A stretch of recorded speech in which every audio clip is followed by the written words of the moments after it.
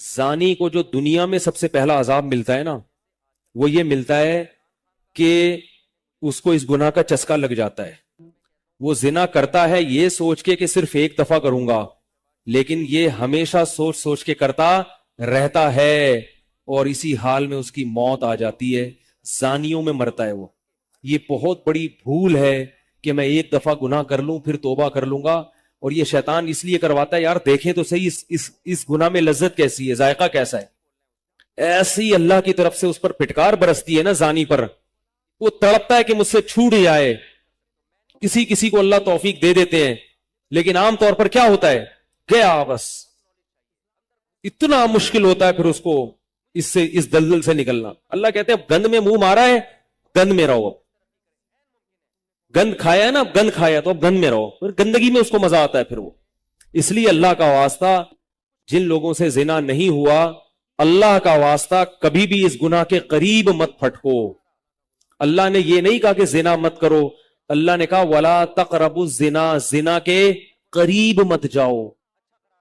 قریب کیسے قریب جاتا ہے انسان؟ آپ کے گھر میں کوئی رشتہ دار جوان لڑکی آ گئی ہے یونیورسٹی کی، کالج کی، آپ گھر سے باہر نکل جاؤ. بعض دفعہ ایسا ہوتا ہے، لوگ مجھے بتاتے ہیں کہ کوئی میری رشتہ دار خاتون آئی، جوان تھی، کزن تھی، گھر میں تھا، وہ اکیلی تھی، وہ آ گئی تو میری بڑی عجیب کنڈیشن ہو گئی، میں بہت پریشان ہو گیا، بہت مشکل سے بچا. میں ان سے کہتا ہوں آپ گھر سے نکلے کیوں نہیں؟ یہ تو آپ قریب تو چلے گئے نا. جب ایک جوان لڑکی آپ کے گھر میں آئی ہے، آپ کو اس وقت گھر میں نہیں ہونا چاہیے، نکل جاؤ وہاں سے. ایسے دور بھاگو زنا سے، اتنا دور بھاگو. انبیاء ایسا ہی کرتے تھے، تبھی تو بچتے تھے. وہ جتنے بزرگان دین گزرے ہیں، وہ یہ نہیں کہ زنا نہیں کیا، وہ ہمیشہ زنا سے دور بھاگے. ہمارے استاذ نے ایک واقعہ سنایا تھا ہمیں، کتابوں میں یہ واقعہ لکھا ہے کہ ایک طالب علم تھا، پرانے وقتوں کی بات ہے، رات کو مسجد میں چراغ لے کے مطالعہ کر رہا تھا. پہلے زمانے میں لائٹ وائٹ تو نہیں ہوتی تھی، گاڑیوں کے سفر نہیں تھے، اونٹوں کے سفر تھے، تو مسافر لوگ بعض دفعہ آ کے مسجدوں میں ٹھہرتے تھے. تو اس نے دیکھا کہ ایک جوان لڑکی ہے، پردے میں ہے لیکن خوبصورت جوان لڑکی، وہ آئی اور اس سے کہنے لگی کہ میں راستہ بھٹک گئی ہوں، مجھے ایک رات مسجد میں گزارنے دے دو. باقی یعنی صحیح تھی، وہ اسی طرح ہوا تو کہیں بھٹک گئی تھی. شہر میں بھی بعض دفعہ لوگ بھول جاتے تھے نا کہ راستہ بھٹک جاتے تھے. اب یہ پریشان تھا کہ میں اس کو رات کو اگر پناہ دیتا ہوں تو مجھے شیطان برگلائے گا، اور اس لڑکی کو اگر میں پناہ نہیں دیتا تو یہ کہاں جائے گی رات کو، کوئی اور اس کی عزت سے کھیلے گا. تو اس نے بہرحال اس کو ٹھکانہ دے دیا، اس کو کہا کہ آپ ادھر اس طرف جا کے سو جائیں. نتیجہ کیا نکلا ہے کہ وہ لڑکی اس کو دیکھ رہی تھی یہ کرتا کیا ہے، اس کو بھی اپنی عزت کا ڈر تھا نا کہ کہیں یہ دست درازی نہ کرے. تو یہ نوجوان جس چراغ میں مطالعہ کر رہا تھا، مطالعہ کرتے کرتے اس کی آگ میں اپنی انگلی لے کے جاتا اور اس کو جلاتا. جیسے ہی وہ جلنے لگتی تو اس انگلی کو واپس کھینچ لیتا، ایک دم تپش آگ لگتی نا، واپس کھینچتا. پھر تھوڑی دیر بعد یہ انگلی اس میں لے کے جاتا، پھر واپس کھینچتا. پوری رات یہ کرتا رہا ہے اور اپنی انگلی کو جلاتا رہا ہے. صبح جیسے ہی ہوئی ہے، اس نے فوراً، صبح صادق ہوئی نا فجر کی اذان کا وقت، اس نے فوراً اس لڑکی سے کہا یہاں سے چلی جاؤ، فوراً یہاں سے فوراً چلی جاؤ. اس نے کہا اللہ کی قسم اس وقت تک نہیں جاؤں گی جب تک تم یہ معاجرہ نہیں بتاؤ گی، رات تم نے کیا ہے.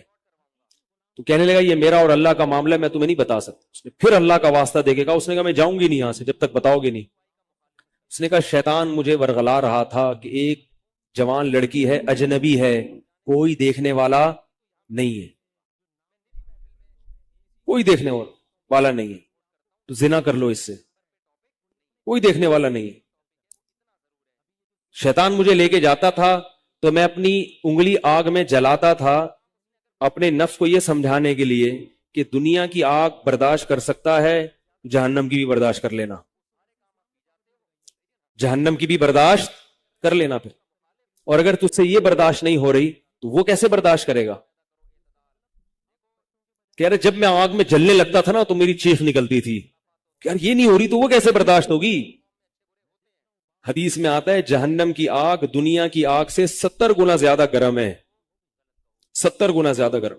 جب نبی صلی اللہ علیہ وسلم نے صحابہ کو یہ بات بتائی ترمذی کی حدیث ہے کہ صحابہ کے سینے سے رونے کی ایسے آوازیں آنے لگی جیسے ہانڈی کھولتی ہے، ایسا روئے صحابہ، حالانکہ صحابہ گناہوں سے بچتے تھے، اتنا روئے ہیں کہ سینے کے جیسے ہانڈی کھول رہی ہوتی ہے ایسے ان کے سینے سے رونے کی آوازیں آئیں، اور عرض کیا واللہ انہا لکافیۃ یا رسول اللہ، یا رسول اللہ یہ دنیا کی آگ بہت تھی عذاب دینے کے لیے، اللہ نے اس کو بھی 70 گنا زیادہ گرم کیا ہے۔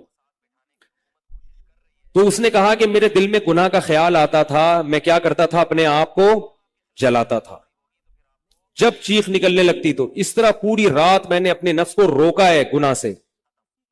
تقوی کی برکات ہوتی ہیں۔ اس لڑکی نے کہا، اب گھر میں جا کے اپنے والد سے کہا کہ میں اگر نکاح کروں گی تو صرف کس سے کروں گی، اس نوجوان سے، عفیف اور پاک دامن ہے۔ تو کتابوں میں لکھا ہے کہ اس کے باپ نے اس کا نکاح دیکھو حرام سے بچایا، اللہ نے حلال طریقہ رکھ دیا۔ تو جو بھی زنا سے بچتا ہے نا، یاد رکھو جیسے زنا کرنے کا عذاب بہت سخت ہے، ایسے ہی کسی کو زنا کا موقع ملے اور وہ بچ نکلے اس کا ثواب بھی بہت زیادہ ہے۔ تاریخ میں جن ہستیوں کو بھی زنا کا موقع ملا اور انہیں موقع ملنے کے باوجود زنا نہیں کیا، ان کو اللہ نے دنیا میں بھی بہت نوازا ہے۔ میں اکثر ایک واقعہ سناتا ہوں، ہمارے ایک دوست ہیں امریکہ میں، بلکہ امریکہ سے بھی ایک دور علاقہ ہے، اس کا جگہ کا نام میں بھول گیا، انہوں نے میرا یہ بیان سن کے مجھ سے ملنے کے لیے آئے تھے، وہ مجھے پہچان گئے یہ بیان سن کے، ممکن ہے یہ بھی میرا یہ بیان سنے، وہ یہ میرے والد صاحب کا واقعہ ہے۔ میرے والد صاحب جب امریکہ گئے، کنوارے تھے اس وقت، میرے والد صاحب بہت ہینڈسم تھے، خوبصورت تھے، اور اتنا چوڑا تو ان کا سینہ تھا اور ایسی چوڑی چوڑی کلائیاں تھیں، بہت ماشاءاللہ اللہ نے ان کو مردانہ وجاہت دی تھی، اور آواز ایسی تھی جیسے ببر شیر ہوتا ہے، بہت ہی خوبصورت آواز، بڑی زبردست پرسنالٹی تھی۔ آپ جائیں ابھی ہمارے محلے میں جا کے لوگوں سے پوچھیں کیا خوبصورت پرسنالٹی تھی والد صاحب کی ہمارے۔ جب انتقال ہوا ہے نا میرے والد صاحب کا تو پورا محلہ رو رہا تھا، پورا محلہ۔ مسجد کے امام صاحب جب بھی جنازے کا اعلان کرتے تھے نا تو روتے نہیں تھے، ہزاروں میتوں کا اعلان کیے تھے۔ میرے والد صاحب کا جب مسجد کے امام صاحب اعلان کر رہے تھے 3 دفعہ اعلان کیا، تینوں دفعہ روئے ہیں، اتنی لوگوں کو ان سے محبت تھی۔ تو یہ کیسے ہو گئی، یہ کیسے ہو گئی؟ کیوں اللہ نے ان کی محبت لوگوں کے دلوں میں رکھ دی اور کیوں اللہ نے ان کو اتنا نوازا؟ والد صاحب نیوی میں تھے، امریکہ جب فرسٹ ٹائم جہاز گیا ہے، کنوارے تھے اس وقت، تو کنوارا لڑکا پاکستانی یا انڈین ہو پہلی دفعہ امریکہ جائے، وہ بھی کنوارا، کوئی روکنے ٹوکنے والا نہ ہو اور گناہ کی دعوت ملے، بچنا کتنا مشکل ہے۔ تو والد صاحب، یہ میں نے والد صاحب سے براہ راست نہیں سنا، ہمیں ایسی باتیں والد صاحب نہیں کرتے تھے، کسی ذریعے سے سنا میں نے کہ تمہارے والد صاحب نے یہ واقعہ ہمیں سنایا، کسی نے مجھے بتایا۔ کہتے ہیں کہ جب وہ گئے تو ایک خوبصورت انگریز لڑکی آئی اور ان کو گناہ کی دعوت دی۔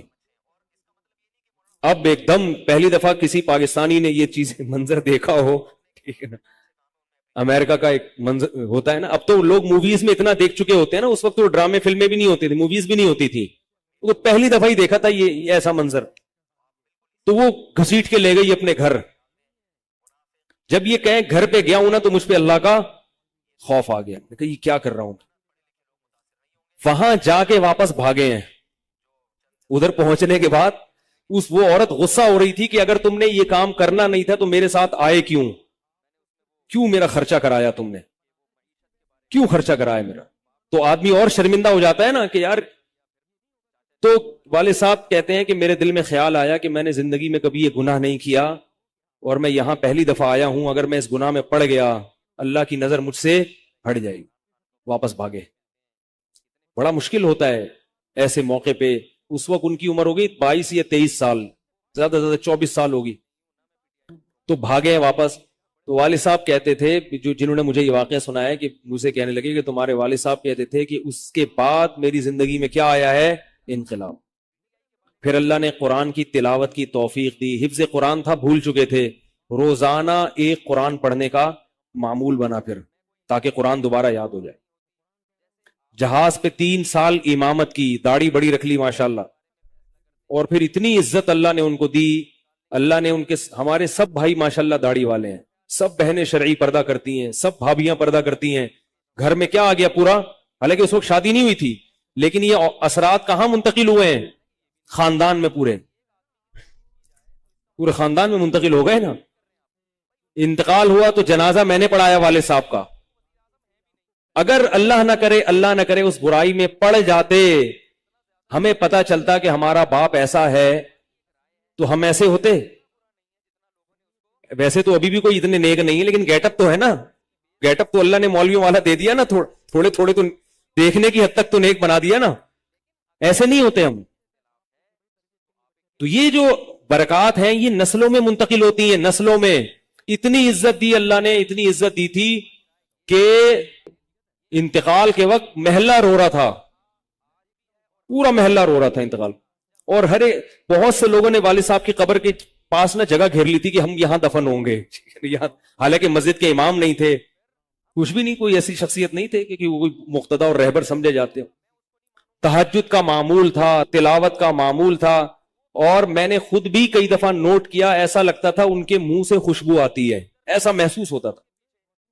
ایسا اللہ نے, کیونکہ تلاوت بہت زیادہ کرتے تھے. جب انتقال ہوا ہے نا جس دن, اس دن بھی آدھا گھنٹہ تلاوت کر کے اٹھے. گھر میں ان کا معمول تھا, گھر میں آنے کے بعد آفس سے جب گھر میں آتے تھے نا, سب سے پہلے نہا کے, عجیب ان کے معمول تھے, نہاتے لازمی تھے روزانہ. اور چونکہ فوجی تھے نا, تو فوجیوں کی جو ایک روٹین ہوتی ہے نا وہ تبدیل نہیں ہوتی. اب جب فوج میں تھے تو گرم پانی سے نہانے کی عادت تھی, تو جون میں بھی گرم سے ہی نہاتے تھے. ہم کہتے, اب والد صاحب سے کہتے گرمی ہو رہی ہے, لیکن وہ ایک روٹین ہوتی ہے نا فوجیوں کی, بس وہ آنا ہے, دھوتی پہنی, غسل خانے میں چلے گئے, پانی گرم پہلے کیا, اپنا کام سارا خود کرنا, کسی سے کام ہی نہیں لیتے تھے. اور وہ 2 منٹ کے اندر ایسے پھرتی سے نہاتے تھے, ہم حیران یہ کیسے نہاتے ہیں. اتنی دیر میں کہتے میں صابن سے باقاعدہ تسلی سے نہایا ہوں. اتنی جلدی پھرتی میں کام کرتے تھے. آتے ہی تلاوت کرنی, اور تلاوت اونچی آواز میں کرتے تھے, پورے گھر میں والد صاحب کے تلاوت کی آواز آتی. مجھ سے غلطی یہ ہوئی کہ انتقال سے چند دن پہلے میں ان کی تلاوت سن رہا تھا, تو میرا دل چاہا میں اس کو ریکارڈ, اس وقت ریکارڈنگ کا اتنا زیادہ نہیں ہوتا تھا, میں نے کہا اس کو میں ریکارڈ کر لوں, لیکن وہ ریکارڈ میں نہیں کر سکا. میں نے کہا چلو بعد میں کر لوں گا, اور ان کا انتقال ہی ہو گیا. وہ تلاوت اونچی آواز سے ٹوپی اتار کے تلاوت کرتے تھے. تو جس دن انتقال ہوا ہے, اور اللہ سے کہتے تھے کہ اللہ کسی کا محتاج نہ بنانا, ساری زندگی کسی سے خدمت نہیں لی, صرف جو ہے نا کمر دبواتے تھے بیٹوں سے اپنے, تو مجھ سے بھی دباتے تھے. میرا یہ انگوٹھا بڑا مضبوط ہو گیا ہے, وہ کمر پہ نا ان کے یہ ایسے مالش کر کے, ایسے کمر پہ میں مالش کرتا تھا والد صاحب کی, یہ تیل لگا کے نا ادھر, تو میرے انگوٹھے میں بڑی طاقت پیدا ہو گئی تھی.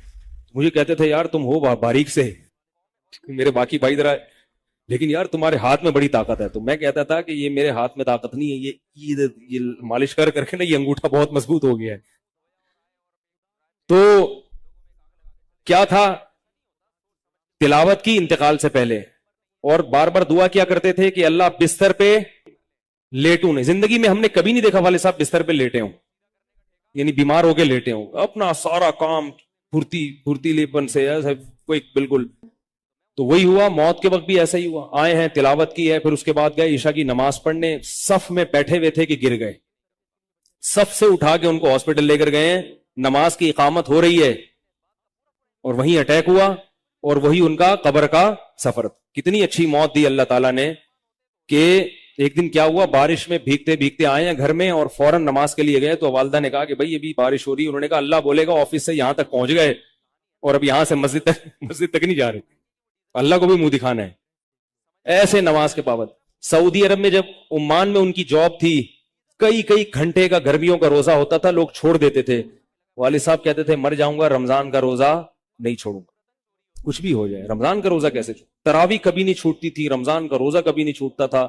میں یہ نہیں کہہ رہا کہ کوئی برائی تھی نہیں ان میں, ایسی کسی کی تعریف کرنا غلط ہے, مگر اللہ نے مجموعی لحاظ سے ان میں بڑی صفات رکھی تھی. یہ صفات کیسے پیدا ہوئیں؟ اللہ نے ایک برائی سے بچنے کی توفیق دی. تو میں نے یہ تو اسی میں ان کی موت واقع ہوئی ہے.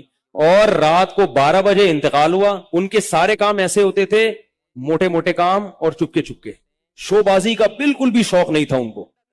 حج, ہمارے محلے سے جب کوئی حج کرنے جاتا تھا نا, 6 مہینے پہلے اعلان ہوتا تھا فلاں صاحب حج پہ جا رہے ہیں, لوگ پہلے سے آ کے نا ان سے دم کروانا. اب تو لوگ بہت حج پہ جاتے ہیں, اس وقت یہ 25 سال پرانی بات کر رہا ہوں میں, اس وقت حاجی کی بڑی ویلی ہوتی تھی. حج پہ جو جانے والا ہوتا تھا نا, لوگ اس سے پہلے سے ماشاءاللہ حج پہ جا رہے ہیں. ہمارے امام صاحب پوری رننگ کمنٹری شروع کرتے تھے اسپیکر پہ, اب وہ حج پہ جانے والے ہیں, اب ان کا نام آ گیا ہے. جنازے کی بھی رننگ کمنٹری ہوتی ہے ہمارے محلے میں, اللہ امام صاحب کی مغفرت فرمائے، انتقال ہو گیا ان کا بھی. اس کو لوگ کہتے تھے یہ رننگ کمنٹری شروع کر دیتے ہیں. جنازے کی چارپائی اٹھ چکی ہے، تمام حضرات سے گزارش ہے کہ جنازہ گاہ میں پہنچ جائیں. اب جنازہ گھر سے نکل چکا ہے، میت کو غسل دیا جا چکا ہے، عیدی سینٹر سے لاش گھر میں آ چکی ہے. پوری نا کمنٹری ہوتی تھی. تو وہ جنازے کی بھی کمنٹری، اور اگر کوئی بیمار ہوتا تھا محلے کا تو اس کی بھی کمنٹری. آغا خان میں داخل ہیں، ان کے پتے میں ڈاکٹر نے پتھری بتائی ہے. غفار بھائی کے تمام حضرات سے گزارش، دعا کی گزارش ہے کہ اللہ ان کو شفائے کامل عاجل عطا فرمائے. پورا محلہ دعا کر رہا تھا اللہ غفار بھائی کے پتے کی پتھری نکال دے. ٹھیک ہے. وہ چونکہ سیاسی تھے، جمعیت کے تھے، تو وہ پوری نا سیاست سے لے کے چلتے تھے ہر چیز. تو والد صاحب اب جب حج پہ جاتا تھا کوئی تو اس کی پھر وہ جب حاجی صاحب آتے تھے ان کا بڑا استقبال. ہمارے والد صاحب کو یہ چیزیں پسند نہیں تھی. والد صاحب حج کر کے گئے پتہ ہی نہیں چلا، اور واپس کسی کو بولٹن مارکیٹ میں ملے. اس نے کہا ہم نے تو سنا تھا آپ حج کرنے گئے ہوئے. والد صاحب نے کہا میں بھی ابھی آیا ہوں. میں نے کہا ذرا بولٹن مارکیٹ سے ذرا ٹچ کرتا ہوا گھر چلو. ایک تھیلا تھا ان کے پاس، اسی تھیلے میں حج بھی ہو رہا ہے. پوری دنیا دیکھی تھی والد صاحب نے، پوری دنیا کا سفر کیا. بتاتے تھے کہ چین اور آسٹریلیا یہ 2 ملک ایسے ہیں جہاں میں نہیں گیا، باقی دنیا کا کوئی ملک ایسا نہیں ہے جس میں گیا نہ ہوں.